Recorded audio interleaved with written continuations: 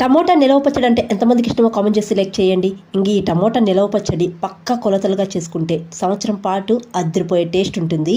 ఇంక ముందుగా టమాటాలను బాగా వాష్ చేసుకొని తేమ లేకుండా ఆరబెట్టుకొని ఒక పొడి క్లాత్తో బాగా తుడుచుకొని ఇలా చిన్న చిన్న ముక్కలుగా కట్ చేసుకొని ఒక ప్లాస్టిక్ డబ్బాలో వేసుకొని ఉప్పు పసుపు వేసి బాగా కలుపుకునేసేయాలి. ఇలా 3 రోజులు మూత పెట్టి కానీ లేకపోతే క్లాత్ కట్టి కానీ పెట్టుకునేయాలి.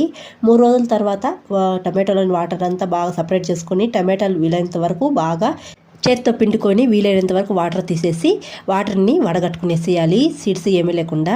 తర్వాత ఈ వాటర్ని టమాటాలు ఒక 2 రోజులు కానీ 3 రోజులు కానీ ఎండలో పెట్టుకుంటే బాగా వడియాల్లాగా టమాటాలు ఎండిపోతాయి.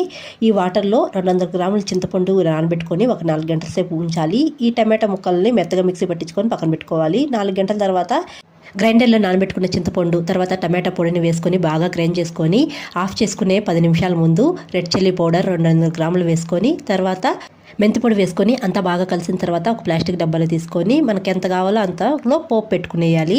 ఇంకా ఫుల్ వీడియో కావాలంటే ఈ వీడియో కింద ట్యాగ్ చేస్తాను. ఇంట్రెస్ట్ ఉండే వాళ్ళు తప్పకుండా చూడండి. వీడియో నచ్చితే ఒక లైక్ చేసి కొత్తగా ఎవరైనా మన ఛానల్ చూస్తుంటే జర సపోర్ట్ చేసి సబ్స్క్రైబ్ చేయండి. Thanks for watching. బాయ్.